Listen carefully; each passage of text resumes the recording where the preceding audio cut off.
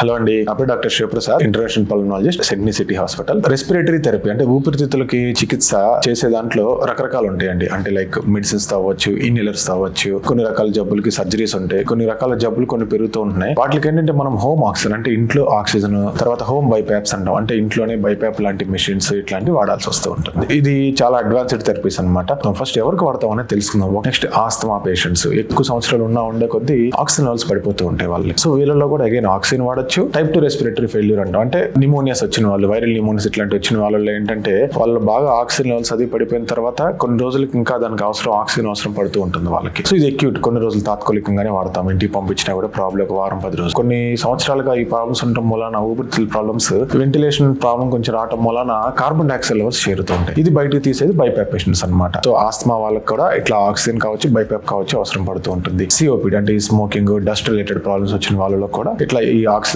కానీ BiPAP machines కానీ అవసరం పడుతూ ఉంటాయి. తర్వాత ఐఎల్డిస్ అంటే ఇంటర్స్టిషియల్ లంగ్ డిసీజ్ అంటాము, తర్వాత అబ్స్ట్రక్టివ్ స్లీప్ యాప్నియాస్ అంటాము. వీళ్ళకి అంటే నిద్ర ప్రాబ్లమ్స్, గురక ఇట్లాంటి వచ్చిన వాళ్ళలో కూడా అవసరం పడుతూ ఉంటుంది. ఈ బైపాప్ మిషన్స్ లోనే ఇంకోటి ఉంటుంది, సిప్యాప్ అంటాము. ఇదేంటంటే ఊపిరితిత్తులో నీరు చేరుకోవడం, అంటే బయట కాదు లోపల, అంటే గుండె ప్రాబ్లమ్స్ కావచ్చు, ఇట్లాంటి వాటి వల్ల పల్మనరీ ఎడిమా అంటాం. ఇట్లాంటి వాటికి చికిత్సగా, లేదా ఇందాక మనం చెప్పినట్టు స్లీప్ యాప్నియాస్, వాటికి చికిత్సగా కూడా సిప్యాప్ మిషన్స్ కూడా వాడుతూ ఉంటాం మనం. Thank you.